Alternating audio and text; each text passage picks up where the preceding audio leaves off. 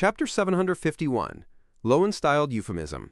Late at night, 7 Pinster Street. Leonard Mitchell sat on a chair with his legs raised onto the side of his desk. Following that, he leaned back, causing the wooden headrest to creak from the pressure. His breathing gradually turned long and slow.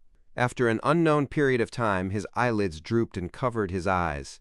At this moment, Leonard's spirit had arrived in a gray, hazy world, but he was still in his bedroom. He flew to the window and saw thick, gray fog blanket the nearby streets and extend outwards. It seemed to be embracing all of Backland. The street lamps along the streets and the warm light from the different houses appeared abnormally dim. They were only able to illuminate a very tiny region, and everything seemed to be tainted with a sense of blurriness. At the same time, blobs of illusory oval lights appeared as they enveloped a house in an intersecting manner, as though it was the source of their existence. This was the city through a nightmare's eyes. Leonard followed up on his previous investigations and leaped out the window in a nightmare state. He then flew to 17 Minsk Street. He didn't attempt to storm in. He stood at the door in the thick fog as he politely pulled the doorbell. "Cuckoo! Cuckoo!" Dressed in her nightgown, Stellan Sammer opened the door. She placed her silver-inlaid, pleated fan at her chest as she asked in confusion and puzzlement. "Who are you looking for?" She was none other than Klein's landlord, back when he was acting as Sherlock Moriarty. She was a blonde-haired, blue-eyed lady in her 30s.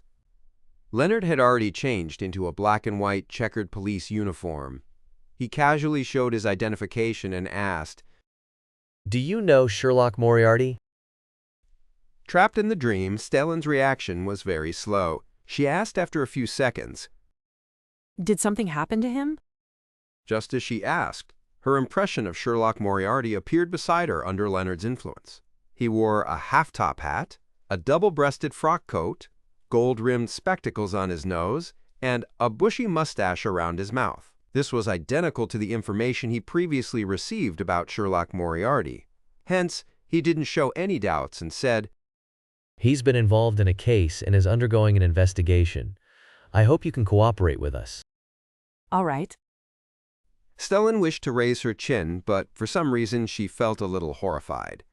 Leonard thought for a second and asked, "Since when did he rent this place from you?" Stellan said after recalling her memories. "Early September last year." Leonard continued asking, "What do you know of him? Or should I say, what kind of person do you think he is?" When that was mentioned, Stellan appeared as though she had long considered the answer to such a question. "He comes from mid-seashore, and he has an accent from that area. He's a very capable detective, and he once exposed the adultery which Mary's husband was undertaking. However, his income isn't too high. He doesn't even hire a full-time housemaid. All he can do is get my maid to help him part-time. My children tell me that he's good at telling stories, especially detective-related stories. This might be why he had chosen this profession." Without giving Leonard a chance to interrupt her, she droned on incessantly.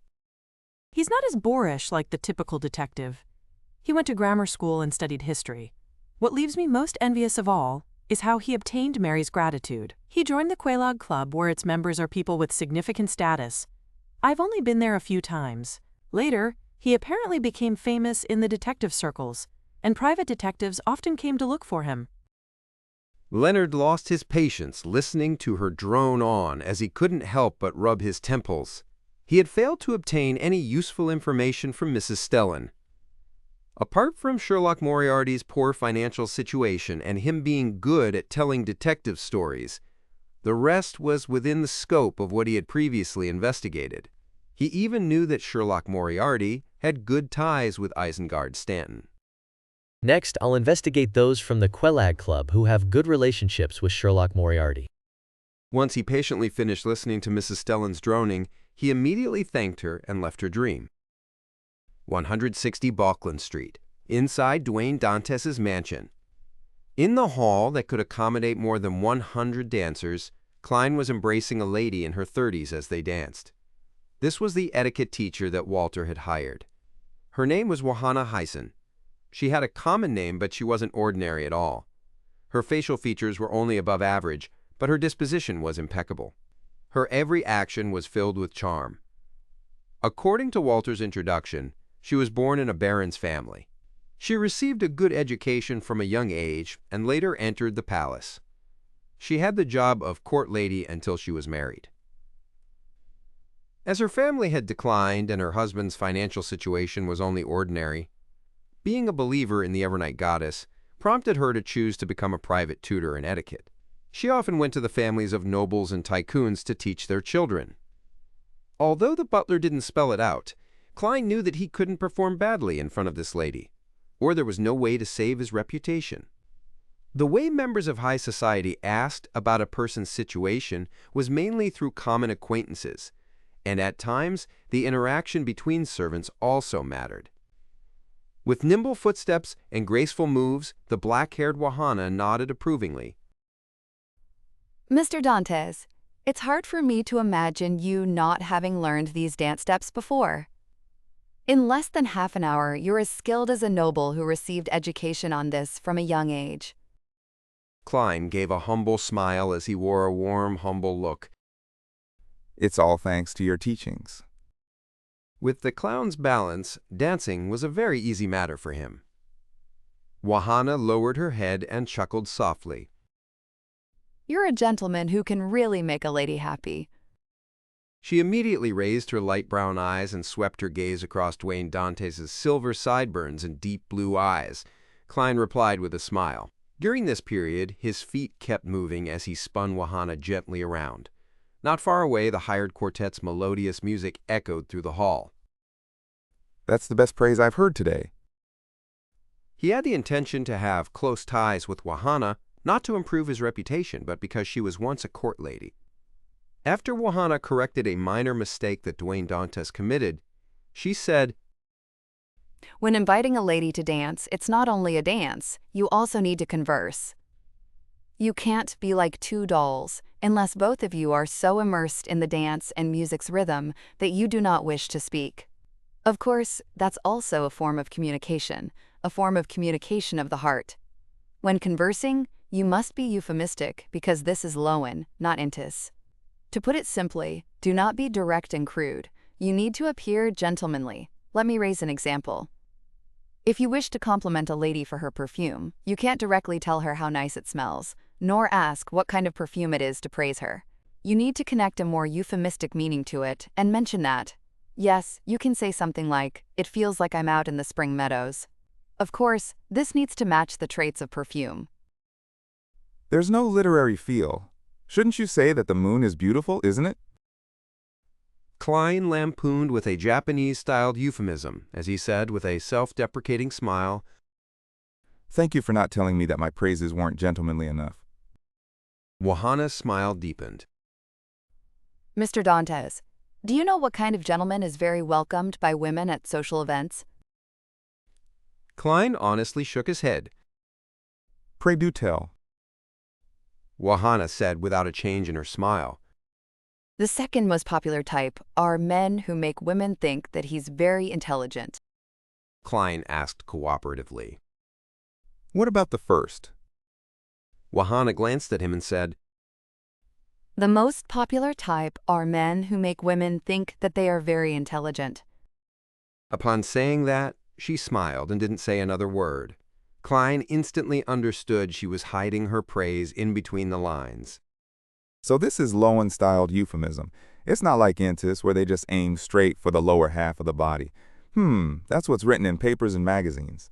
I've no way of confirming what real Intis social events are like. Anyway, both countries often sully each other. The Emperor's era does match that description, though. Klein nodded in enlightenment. The 2-hour etiquette lesson ended in a harmonious mood.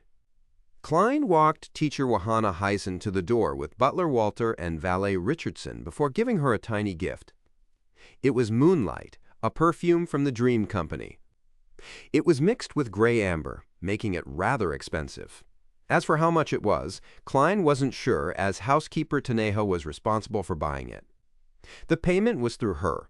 Only when the £1,000 was almost expended would she come to him with receipts and a list for him to vet, so as to receive fresh funds.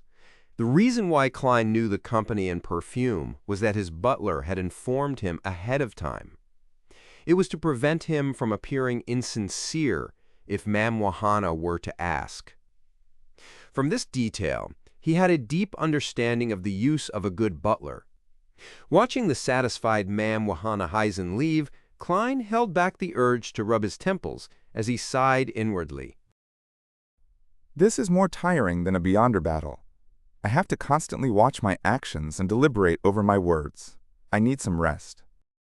At that point, the white-gloved Walter took a step forward and said, Sir, since you wish for your etiquette studies to progress faster, we can move the remaining lessons forward. Klein felt a headache. What lessons? Walter answered meticulously. History, international politics, philosophy, music, as well as general knowledge of sports like golf, racing, hunting. Klein asked in surprise. Philosophy? Walter nodded.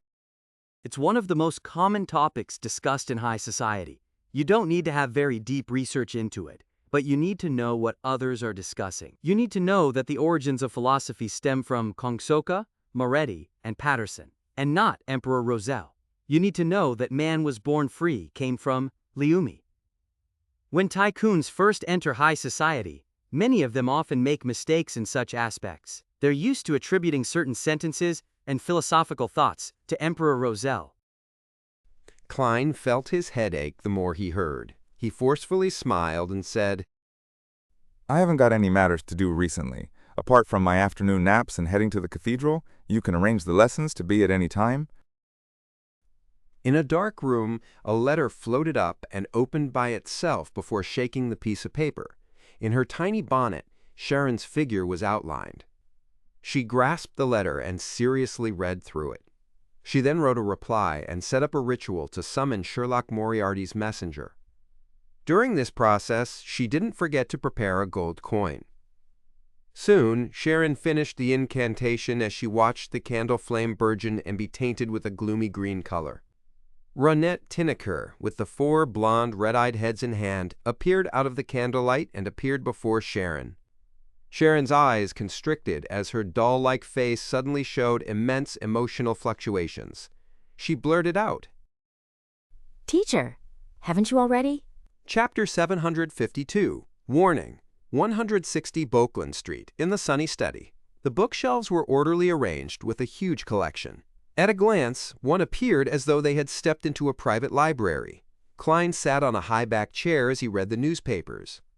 He discovered that, be it the Tussock Times or the Backland Daily Tribune, there was an additional advertisement in a striking spot. It advertised selling 10% of the Backland Bike Company's shares. Klein silently reflected on the matter. Mr. Stanton is rather efficient. It's only been a few days, and he has completed the financial checks and evaluation. When his spiritual perception was triggered, he quickly activated his spirit vision and saw Ronette Tinneker walk out of the void. She still held the 4 blonde, red-eyed heads in her hand, with one of them having a letter in its mouth. It's likely a reply from Miss Sharon. As Klein had these thoughts, he reached out to receive it and nodded. Thank you. As he spoke, he subconsciously glanced at the door, because standing outside was his valet, Richardson. After tearing open the envelope and unfolding the letter, Klein quickly scanned it, confirming that it was written by Sharon. She indicated that she had no intention of buying biological poison bottle, and she might only consider it after a period of time if it was still available. She's in a tight financial situation, or is she saving money to do something important? Klein casually thought and instinctively felt that it was the latter. This was because it was impossible for the demigod named Zatwin to keep staying in Backland. For now, Sharon and Merrick had escaped the pursuit of the Rose School of Thought, and with their Beyonder powers and unique traits about their sequences, it wasn't difficult for them to amass money in a relaxed environment. Furthermore, they seemed to be in charge of the illegal arms dealing in the Bravehearts Bar, and they were the backers behind Ian. Just this alone would make them plenty of money. As he thought about it, Klein looked up and saw Miss Messenger's 8 red eyes, looking at him intently. He jumped in fright, imagining that she was urging him to pay the debt he owed her. He cleared his throat and said, "There's no need to reply. I'll be paying the first installment within the week." Raynette Tinneker's foreheads spoke one after another. There's no rush. There's no interest. Miss Messenger is quite nice after all. As Klein sighed, Raynette Tinneker vanished from her spot, returning back into the depths of the spirit world. After burning the letter and resting for half an hour, he walked to the door to inform Richardson to prepare the carriage. He planned on heading to the cathedral before his philosophy class in the afternoon. The journey there was smooth sailing, and Klein arrived at the square outside St. Samuel Cathedral after a few sips of tea. After gaining the serenity from taking in the sights of the pigeons, he strode towards the cathedral's main door, entered the prayer hall, and randomly found a pew to sit at. Like before, Richardson sat diagonally behind him with his master's hat and cane. As he emptied his mind during his prayers, Klein's spiritual perception was triggered once again. He instinctively opened his eyes and looked left. He saw the black-haired, green-eyed Leonard Mitchell. This nighthawk wasn't wearing a trench coat. He looked casual with his white shirt tucked out while matching them with straight trousers and a black vest. Seeing the middle-aged man with gray streaks at his sideburns look at him, he smiled with a nod, retracted his gaze, and closed his eyes in a bid to pretend to pray. He wasn't worried that the man would discover that he was watching him, because he had only done a cursory sweep without any additional actions. Many believers present had similar actions as well. It was inevitable for a good-looking, dignified gentleman to attract some attention when he entered. Leonard Mitchell was someone who often attracted such attention, so he knew this very well, Shentz. At this moment, the slightly aged voice sounded in his mind. It's him. He didn't make my hard work of running over to the cathedral yesterday and today be in vain.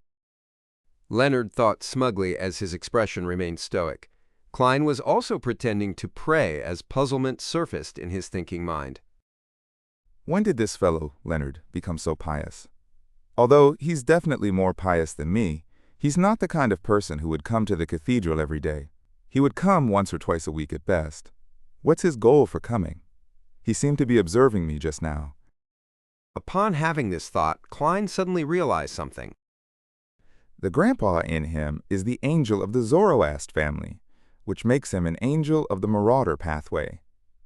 Blasphemer Amen is a king of angels of this pathway. He could discover the gray fog, and even tried to infiltrate it, so it's very possible that the grandpa in Leonard can also sense the gray fog or the traces of its powers on me. Upon making this judgment, Klein immediately felt his heart in his throat. He felt like dangerous traps were surrounding him. He maintained his praying posture, and the eyes under his eyelids remained motionless. His entire person was calm and reserved, completely identical to the cathedral's atmosphere. After an unknown period of time, he slowly got up and walked to the altar. He came before the donation box and threw in a total of £50 in cash. Following that, he did the same as before, smiling at the bishop and priest on duty while nodding. He received a rather friendly response.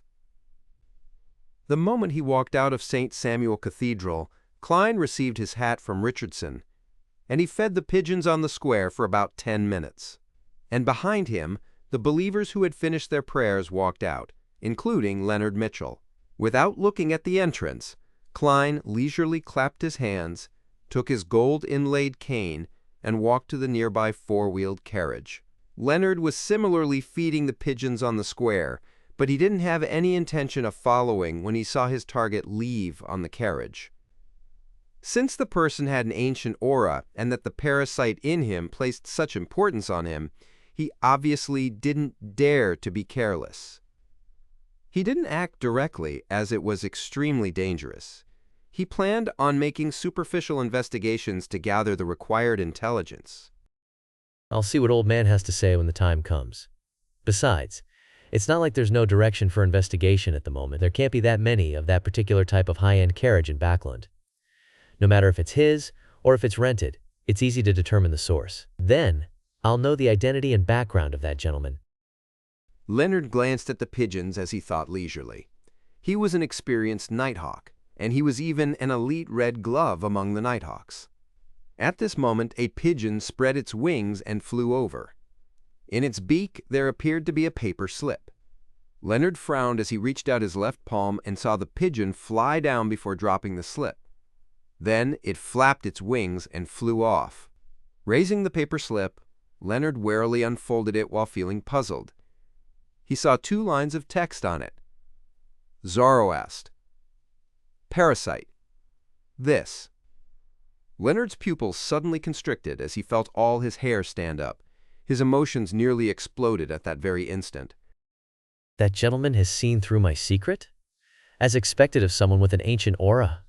He might be one of the undying monsters that remained from the 4th epoch. He's warning me? That I shouldn't involve myself in his matters or even come close to him?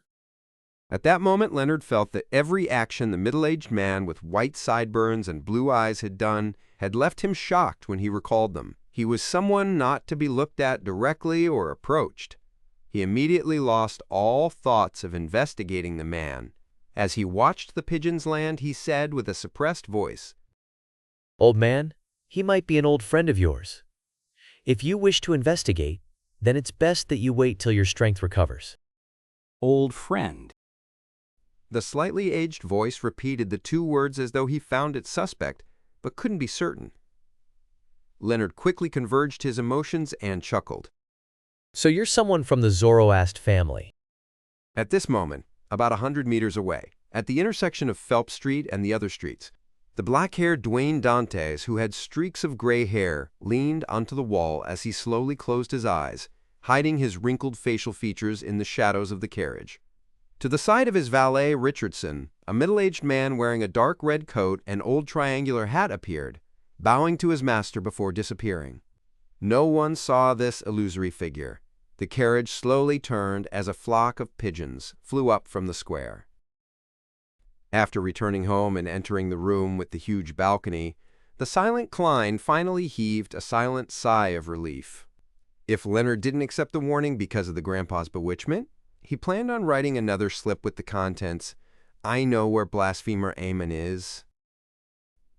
In between the lines, it means I'll tell blasphemer Ammon that there's a Zoroast family angel here if you foil my plans. This wouldn't make the grandpa believe that Duane Dantes was so weak that he had to rely on others to fend him off. It was more of a friendly warning that wouldn't number beyond 3 times, a form of respect towards an angel. If 2 warnings weren't enough to rein him in, there was no other choice but to inform blasphemer Ammon. Yes, there's a very high chance that this would scare them. There must be other ploys or difficulties for this grandpa to choose to parasitize in such a shallow manner. He likely doesn't wish for me to flip the table. Heh, this matter is all thanks to a Rhodes. If he hadn't informed me ahead of time that Leonard has a marauder angel, I definitely wouldn't have noticed that I'd been targeted, much less have the suitable excuse and method to warn them.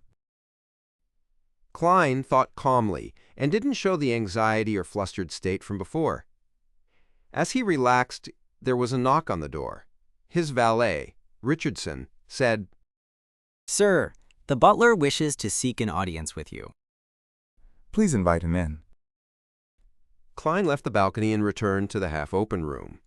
The white-gloved Walter entered and said, Sir, your philosophy teacher, Mr. Hamid, is here. Philosophy classes. Klein rubbed his aching temples. He had previously heard from Walter that Mr. Hamid was a believer of the Lord of Storms. It was the same for the famous scholar Liumi as well. Many of the philosophers in the Loen kingdom shared the same faith. This made him rather surprised because, to him, believers in the storm were irascible bros. From the looks of it, I have to change my stereotypes and subjective impressions. The prerequisite to being a philosopher is to not have a wife or not have a cordial relationship with their families. As Klein lampooned, he straightened his clothes and walked to the door. He said to butler Walter, All right, I'll head over there now. Chapter 753, Bishop Visits. After the philosophy class, Klein had a feeling as though he hadn't slept in 3 days. His mind was filled with names and concepts like skepticism, metaphysics, a priori and a posteriori, nominalism, Roselle socialism, existentialism, and positivism. If it wasn't because the original Klein had studied history, which included some mastery of philosophy, he doubted that he had the ability to last through the lesson. This wasn't his college lessons on Earth. They were one-to-one, making it impossible for him to sleep, daydream, or read novels on his cell phone when he didn't understand the content. Actually, Mr. Hamid was quite different from what I had imagined. He was humorous, candid, and extroverted. His lesson wasn't dull, making him unlike a philosophy teacher. He also doesn't possess the stereotypes of a Lord of Storms believer. Klein rubbed his temples, turned to leave, and walked to the staircase. He returned to the third floor as his valet, Richardson, followed him in silence. During this process, he discovered that his servants were busy with their own duties. None of them were lazing about, and they would only stop when their employer walked past. They would bow and greet him, clearly indicating how well-mannered they were. Taneha is very capable when it comes to the arrangement and management of household matters after all. Klein walked through the corridor on the third floor and walked to the half-open room. Before he walked in, Klein saw butler Walter hanging 2 double-barreled hunting rifles on the wall, making the interior have a raw and bold feeling. This was a decoration every tycoon's home had. It's very easy to get approved for a hunting license. A double-barreled hunting rifle is potent, enough to allow the servants to fend off any criminals who wish to burgle or kidnap me. After hanging the rifle up, Walter took 2 steps back and observed the hunting rifle. He then took out a golden pocket watch from his inner pocket. Pa! He opened the pocket watch and looked at the lid's interior. His stern, old-fashioned face softened significantly. Klein coughed gently to inform his butler before pushing open the ajar door and walked in. Walter closed the pocket watch, returned to his spot, and bowed. Sir, we applied for 6 hunting licenses and bought 6 double-barreled hunting rifles and the corresponding canister cartridges. Klein had death knell hiding under his armpit, so he didn't mind it too much. All he did was nod as a form of acknowledgement. He then revealed a warm smile and asked as though having a casual chat. Back when I saw the information from the Family Servant Assistance Association, I noticed that you already have a wife and child. A butler was the assistant to the employer. He was a confidant that knew many matters. Therefore, establishing rapport with the butler was something every employer had to do. Klein didn't wish to be an exception.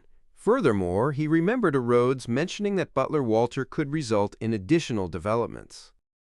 Yes, back when I was a servant at the Viscount Conrad's manor, I had to have constant contact with a lady due to work. We began having feelings for each other, and under the goddess's watch, we walked down the aisle of marriage and ended up having a daughter. She's currently studying at a grammar school and wishes to pass the Backlund University's entrance exams. However, that's something to consider only 2 years later.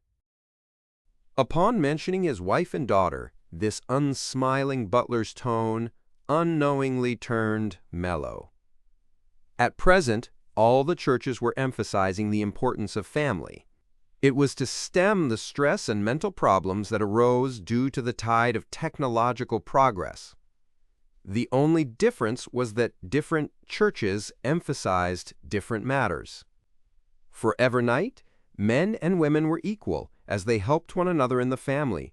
For Storm, men were to work outside, while women were to handle the family to be the former's supportive angel. For Steam, it was more about learning more and to have technology do more of the work. All of them had their strengths, and they complemented each other. Klein felt wistful hearing that, as he said, Ma'am Taneha seems to be single? Yes. In modern society, male and female servants still do not enjoy equal treatment. I'm not referring to the salary, as a housekeeper is at the same level as a butler or butler assistant, earning £25 to £50 a year. Instead, I'm talking about a deeper idea and belief. The church is trying to change it, but there's plenty of resistance. After all, the goddess isn't the only belief in Loen. He paused and added, Male servants can get married, but if a female servant were to have a family, it implies the loss of her job, or becoming the lowest laundress, who's only a part-time employee that doesn't need to live at the employer's residence. All of these will change only when one reaches the rank of housekeeper. but this isn't something a young and inexperienced lady is qualified for. Klein didn't continue on the topic as he nodded gently. He then walked towards the reclining chair. At this moment, his gaze swept by the piled newspaper by the coffee table. His mind stirred as he paused, turned to the side and said to his butler, I saw an advertisement on the papers regarding the sale of Backlund Bike Company shares. Find a professional lawyer and accountant to inquire about it to figure out the exact situation. Heh, I'm rather interested in this industry. If the price is right, I'll consider buying it. For a second, Klein thought of a problem. As a tycoon who had brought huge sums of money to Backlund to seek out better opportunities, it was impossible that he didn't pay attention to the sale of the Backlund Bike Company shares. Since he didn't know the prospects of this industry, he needed to hire people to gain a better understanding of it. Otherwise, it wouldn't fit his persona. Of course, I can also raise the price as a result, allowing me to sell those 10% shares at a higher price. Yes, I have to remember to just raise the price a little and not be too greedy. If I were to keep raising the price and it ends up back in my hands, I'll be crying.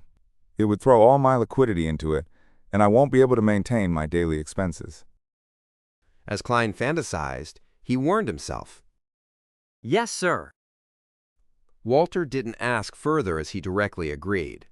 At 4:35 p.m., Richardson knocked on the door and entered. He said to Duane Dantes, who was reading leisurely, Sir, Mr. Maury Macht and his wife, Ma'am Rihanna, as well as St. Samuel Cathedral's Bishop Electra, is here to pay you a visit. Maury Macht? That House of Commons Member of Parliament? Also, why would St. Samuel Cathedral's bishop be here as well?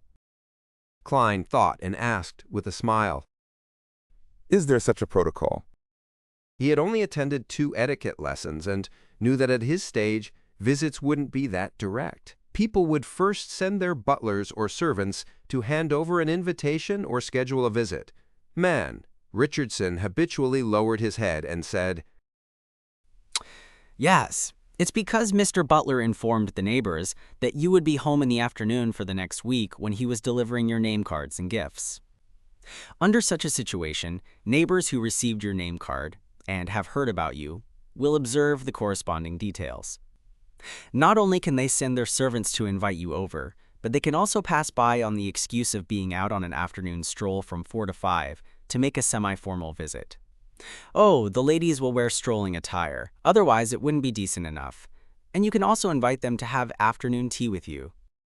Klein walked to the door and allowed Richardson to retrieve his coat to help him wear it. He then asked, Then why would Bishop Electra be here as well? This was what he really cared about most. The first question was to lead up to it. Richardson answered as though he had prepared an answer. Bishop Electra was a guest at Member of Parliament Macht's house in the afternoon. They must have mentioned you while having a chat and decided to pay a visit by strolling over. His hands weren't affected by his talking. He skillfully helped Duane Dantes adjust his attire. Klein tersely acknowledged, and after Richardson went forward to open the door, he walked out. Soon, he saw the 3 visitors in a small living room on the 2nd floor. Maury Macht was a classic Loenese gentleman. He was in his 40s, and he had black hair and brown eyes. He had a deep outline, with a receding hairline. His face was a little thin and long. He was formerly in the military and had entered politics after being discharged. He started his career in Backlund until he became a member of Parliament of the Kingdom's House of Commons. He was a believer of the Evernight Goddess and a member of the New Party. He was in support of improving the environment. His wife, Rihanna, was from a family of lawyers. She provided plenty of funding for her husband's political ambitions, and she was also a believer of the Evernight Goddess. Electra wore a black, double-breasted clergyman's robe. He looked to be 40, and he had deep blue eyes and a thin face. He wasn't good-looking, but for some baffling reason, he was pleasing to the eyes. Klein had once met this bishop when he was donating money into the donation box. Upon seeing Duane Dantes appear, Maury Macht took 2 steps forward and chuckled. I've been hearing for the past few days that a pious believer in the goddess had moved into Unit 160, and I've been wanting to visit. We happened to be taking a stroll today, and we took the liberty to visit. Please pardon us for our faux pas. Klein smiled and tapped his chest 4 times in a clockwise fashion. At such times, the only thing we need to do is praise the lady. Praise the lady. Electra and Rihanna nodded as they drew a crimson moon on their chests. After exchanging pleasantries, Klein invited his 3 guests to take a seat. A maid hurriedly delivered some tea and coffee. Housekeeper Taneja had already asked each one of them what they wanted prior. Mr. Dantes, I heard you're a merchant from Desi. I wonder what business you were previously engaged in?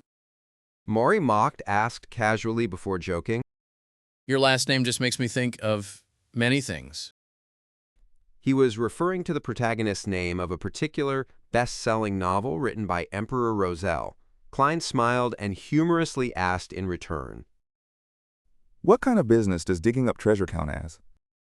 This was also related to the content of said best-selling novel. Without waiting for the member of parliament to answer him, he said the answer he had long fabricated. I once had my own mine, but as you know, it will one day be mined out. Mining cities would also end up waning as a result. He was hinting that he was born in one of the resource-rich cities in Desi County. There, gangs were rampant and there were many secret tycoons. If ordinary people were to attempt to investigate Duane Dantes' situation, it would take them at least half a year. Bishop Electra nodded in thought as he asked, So you chose to come to Backland to seek out new opportunities? May I know who proselytized you into the church? Chapter 754, Invitation. Klein had already walked through Bishop Electra's last question before, so he said with a sigh, It was my father. He was a truly wise elder. Unfortunately, he passed away many years ago during an accident. When he said that, he infused the original Klein's emotions of losing his parents, him being in an alternate world with no home to return to, as well as the scars that resulted from his time in Tingen City. He sounded calm and wore a slight smile, but there was a sorrow that lasted forever that remained hidden deep inside. Bishop Electra answered sincerely as he formed the sign of the crimson moon on his chest. I'm sorry for your loss. He must have entered the holy residence of the goddess, sleeping peacefully under her watch. Without waiting for Duane Dantes to respond, he looked at him and invited him. There will be a moon mass the day after tomorrow for the deceased. It will help him sleep in the goddess's nation and receive eternal peace. I wonder if you're interested in participating. The Church of the Evernight Goddess didn't have many festivals, and the most important one was Winter Gifts Day. The second most important was the Mass held during the full moon, also known as the Moon Mass. The rest were just normal Masses and prayers on weekends.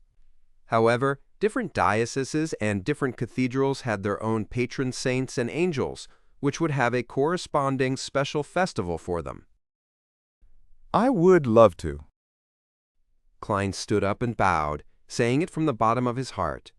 This gave him the perfect excuse to interact with the bishops and priests of St. Samuel Cathedral, or even the diocese bishop. He had a firm foundation for entering particular regions in the cathedral. Meanwhile, he came to realize why the Evernight pathway was interchangeable with the death pathway. Both wielded the authorities of serenity, eternal sleep, and darkness. It represented the end and a destination. Following that, Maury Mocked didn't continue the topic regarding Duane Dantes' identity and background. It appeared as though he had only been asking in passing. He and his wife, Rihanna, began idly talking about their vacation experience in Desi Bay last year. Having filled the gaps on this by staying there for 2 days, Klein replied with a native tone as he shared his thoughts on the Desi specialty, roasted fish. During this process, he also pretended to unintentionally mention his hunting activities while he was doing business in West Balaam and how he was extremely familiar with the primitive forest over there. This was to build up the necessary foundations for the second layer to Duane Dantes' identity. Furthermore, West Balaam was different from East Balaam. The colonial factions from Loen and Intis were on par, allowing for frequent conflicts. Even the actively controlled regions would experience changes from time to time. To investigate the activity trajectories of a merchant or adventurer wasn't easy at all. This was even more so the case when Duane Dantes was likely using a fake name. As for his hunting experience in West Balaam's primitive forest, Klein didn't randomly fabricate stories. nor did he plagiarize articles from the magazines or newspapers. He used what the Fog Sea's strongest hunter, Anderson, had previously mentioned regarding his glorious deeds as a blueprint. He drew on the details and abandoned the main storyline. What he fabricated was partially true and fake as well. Upon hearing the thick anacondas, man-eating fishes, and flowers which could capture their own prey in the forests, Rihanna would let out gasps from time to time, looking afraid but also eager to know more. As for the Member of Parliament and Bishop, they were equally interested. They often had to force themselves to interrupt Duane Dantes's description to ask about the details. You really are an excellent hunter. Back when I was serving in East Balaam, I never had the chance to enter the forest. I never expected it to be this dangerous. After this extremely dignified middle-aged gentleman finished his tales, Mari Mocked picked up a tiny piece of velvet cake and praised sincerely. I wish to invite you to go hunting if there's a chance in the future. As they conversed, a maid had delivered the afternoon tea pastries. A male servant served them from the side. Upon hearing Member of Parliament Mocked's semi-serious invitation, Klein replied with a smile, I'm already looking forward to it.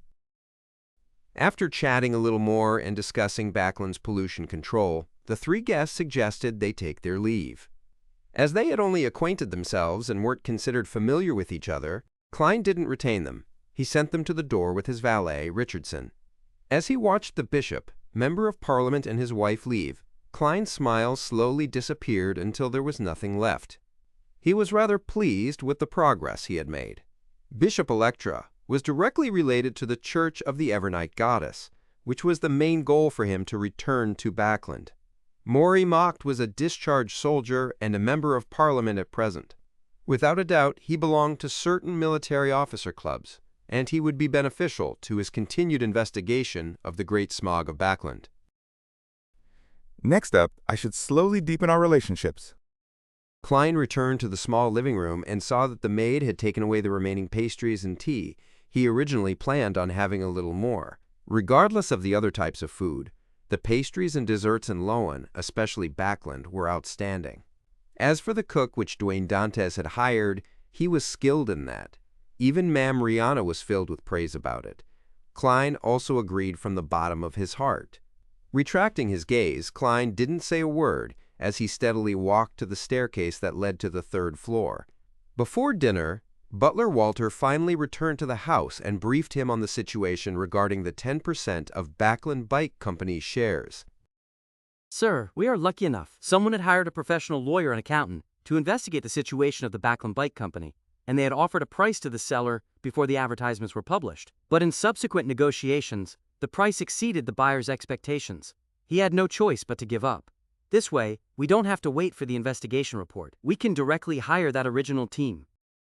Klein nodded and asked, without hiding anything. What's the current bid?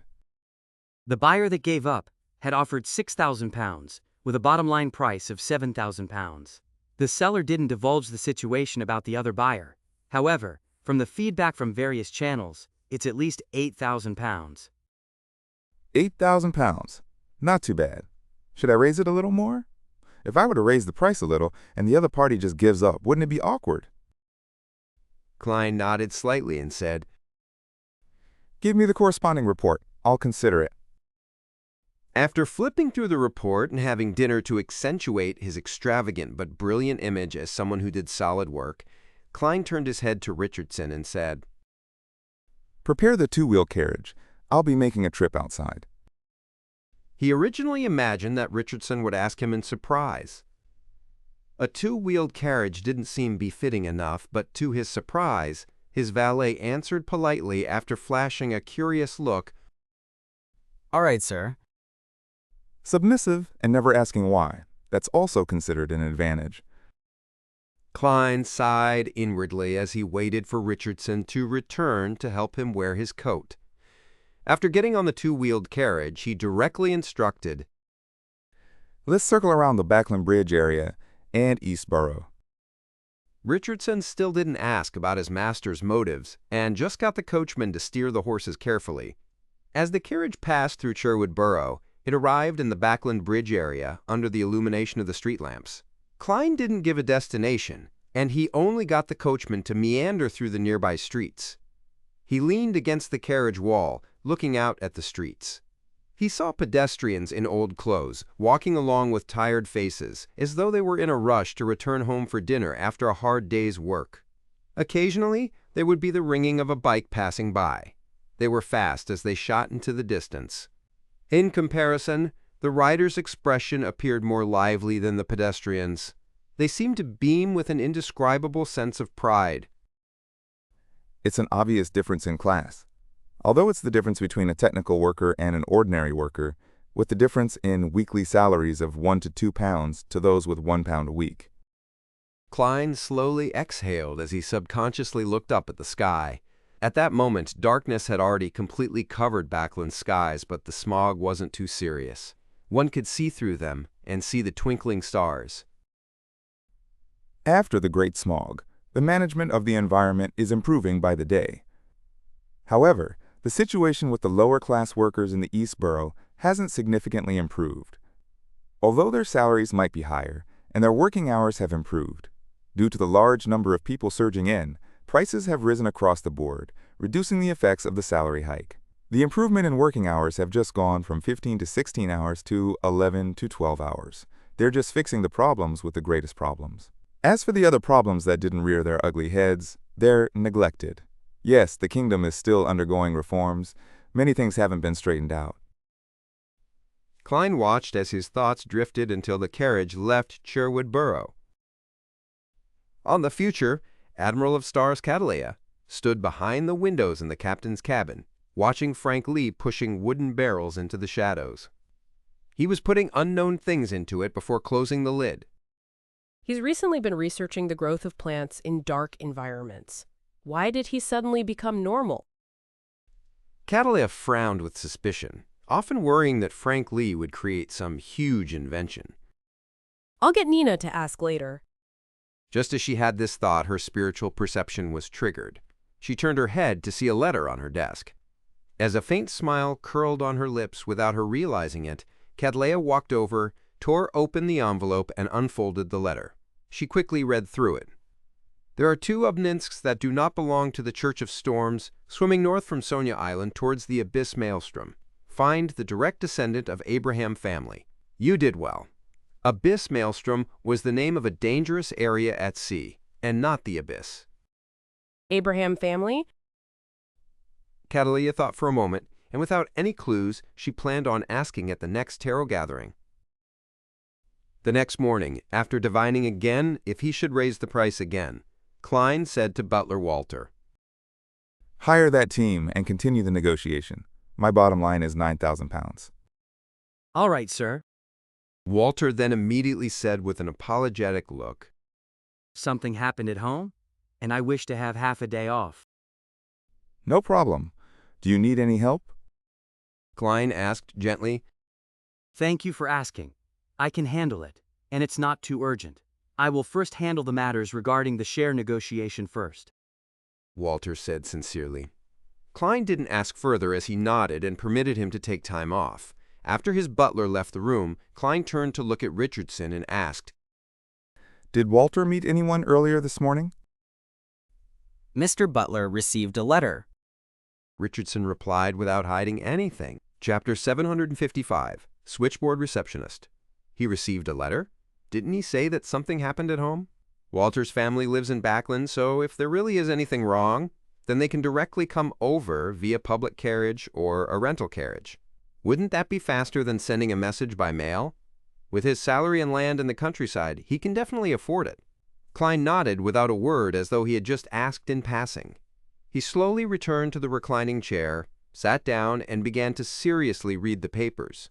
Upon seeing this, Richardson didn't say a thing as he silently retreated out of the room and quietly closed the wooden door. After hearing the light click, Klein cast his gaze away from the papers and towards the door. He thought, I've discovered another advantage of Richardson. He enjoys observing his surroundings, and he's able to notice information of value. Back when Bishop Electra was a guest at Member of Parliament Maury Mock's place, he was the first one to notice it from the balcony. However, this is different from a spectator. The focus is more on the event rather than the details. Walter's matter seems a little abnormal. Could this be the additional development of roads mentioned? Regardless, I'll first divine the matter. I don't want danger to come to me without me realizing it. With this in mind, Klein immediately entered the bathroom, took 4 steps counterclockwise, and arrived above the gray fog. Every time he appeared as the Fool, his inner shell beneath the gray fog would wear Klein Moretti's appearance. It wouldn't overlap with Sherlock Moriarty, Guillermin Sparrow, or Duane Dantes. Due to the lack of necessary information, he could only divine about any danger that targeted himself. Therefore, he didn't use dream divination. He removed the spirit pendulum around his wrist and wrote the corresponding divination statement. Walter's abnormality will bring me danger. Holding the spirit pendulum in his left hand, Klein closed his eyes and entered cogitation as he muttered the sentence he had just said. After repeating it 7 times, he opened his eyes and saw the topaz spinning counterclockwise at a rather ordinary speed and amplitude. This also meant that Walter's abnormality wouldn't bring him any danger. But this can only mean that I might not encounter any dangerous trouble through this problem. In addition, there's also another possibility. The danger depends on whether I make the appropriate choice. If I were to rashly get myself involved, something that isn't dangerous might become dangerous. Klein interpreted the matter with his rich experience. Just as he put this matter on hold, he suddenly saw the crimson star that represented the hermit coruscate as it burgeoned and shrank. Does this mean that the payment for scales of luck is here? Klein was delighted as he immediately emanated his spirituality. He was left disappointed because Catalea was only requesting Mr. Fool to pass on a message to the hanged man. She didn't mention when she would close the deal with the world. There are Obninsks at the Abyss Maelstrom north of Sonia Island? Mr. Hanged Man is pretty lucky. At least he isn't like me, needing to enter the ruins of the battlefield of gods. Of course, Obninsks can be dangerous as well. It's not easy to use one for a ritual. Mr. Hanged Man might even need sea god's help. Ma'am Hermit's request is actually to help find the direct descendants of the Abraham family. This means that Queen Mystic is rather aware of Mr. Door's origins. The Emperor had mentioned it to her. Tarpor. Klein began making connections from Catalea's words as he threw the corresponding image to the crimson star representing the hanged man. At this moment, Alger Wilson had just finished his reports and had passed the examination, allowing him to return to the Blue Avenger. When he saw the endless gray fog and heard the hermit's words, he walked to the captain's cabin with a deadpan expression, keeping his pace normal. Upon entering the room and closing the door, he came in front of an alcohol cabinet, took a bottle of Lanty-Proof, the most beloved drink of pirates, and poured half a cup. Alger immediately held the cup to his mouth and downed it like it was water. During this process, he kept his eyes half closed as though he was completely immersed in his own world. After drinking half a cup of Lanty-Proof, Alger put down the cup, wiped his mouth, and chuckled. Abraham family's direct descendant? This might be very difficult for others with almost 0 clues, but I can ask Miss Magician. Her teacher is one. Heh, Admiral of Stars still isn't aware of it yet. He quickly reined in his emotions and paced about, finally giving up on his idea, and responded frankly to Catalea's request. Admiral of Stars won't only ask for my help. At the tarot gathering next week, she might announce this mission to everyone, and the others know that Miss Magician's teacher is a member of the Abraham family. There's no point lying about matters that can be easily exposed. I shouldn't jeopardize the possible transactions in the future just for some petty gains. At times, honesty is the best policy. Alger stopped walking as he reverently bowed his head and recited Mr. Fool's honorific name. Please inform Ma'am Hermit that she can directly ask Miss Magician for clues regarding the direct descendants of the Abraham family. After settling the request by Admiral of Stars, Alger took the initiative to mention his encounter during the night of the blood moon, and he inquired to Mr. Fool about whether the item that resonated with the ocean songster's Beyonder characteristic was the Book of Calamity, and if the female holding the golden cup in the Coral Palace was Kohinum. Something like that happened? Queen of Calamity might really not be completely dead. It's likely that she had split her Beyonder characteristic, splitting them into the Book of Calamity and the one in the undersea ruin. Yes, there might even be a third or fourth portion, but I've no idea where they are. Klein confirmed without any hesitation that the elf was Queen of Calamity Kohinum. This wasn't based on intuition, but a logical inference. He had once obtained the golden cup that elf Queen Kohinum loved, and a similar vessel had appeared in the dream. Elven songster Ciatis knew of Queen of Calamity's daily trivialities, and she had quite a strong relationship with the angel, which strongly implied that she was an elf that attended to Kohinum. It was completely understandable that the beyonder characteristics she left behind resonated with the Book of Calamity on the night of the blood moon. With this in mind, Klein suddenly recalled a matter. He had given Kohinum's beloved golden cup to Vice Admiral Iceberg Edwina for her to bury in Ciatis's tomb. If Queen of Calamity really isn't completely dead, will the golden cup cause any form of mutation to the corpses of any elves close to her? Klein did a count of the time, and he discovered that he couldn't be certain if the golden dream had reached Sonia Island. After some thought, he calmly replied to the hanged man. That's right. Following that, he forwarded the message to the Crimson Star representing the Hermit. After doing all of this, Klein conjured the world Gehrman Sparrow and made him pray.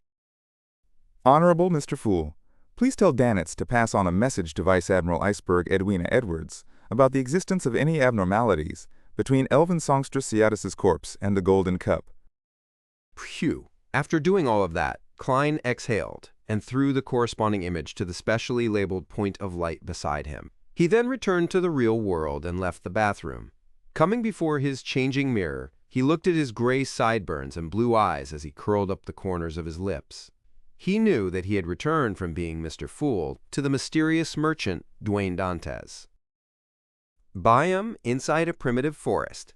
Danitz, who was having a feast in a particular base of the resistance, suddenly trembled as he nearly choked on the liquid in his mouth. Although this wasn't the first time he was receiving an answer from the mighty Fool, he still felt apprehensive and afraid. After he identified the figure and heard his words, he heaved a sigh of relief and knew that Gehrman Sparrow was getting him to do something. Ask Captain? That's simple. The Golden Dream will be picking me up in a few days. Gehrman Sparrow isn't crazy, and he's even very sincere and reverent before the mighty Fool. Danitz quickly relaxed as he leisurely thought. Meanwhile, on the future, Catalea, who had received a response that surprised her, muttered in silence. Directly ask Miss Magician? Yes, she seems to be a beyonder of the apprentice pathway. She's actually related to the Abraham family? As I expected, she's not simple. Catalea considered a moment and decided if she ought to give the hanged man a new mission, because she wasn't too sure if Miss Magician was willing to divulge clues to the Abraham family. Walter returned to 160 Boakland Street in the afternoon with a normal expression like before. He had apparently resolved everything easily. Klein didn't ask. He felt that their relationship hadn't reached a point in which his butler could be totally frank with him. Furthermore, the problem hadn't fully blown up before him in a way that couldn't be hidden. Time quickly passed as he had his lessons. The next evening, with the arrival of the full moon, Klein brought along Richardson and rode his high-end carriage to St. Samuel Cathedral for the moon mass. He wasn't worried about the donation that would happen because Miss Justice had paid him £1,000. He now had £2,186, so it wasn't too difficult for him to donate a few £100. It's only not too difficult. Klein sighed inwardly as he looked at the bell tower outside, left the carriage, walked across the square, and stepped into St. Samuel Cathedral.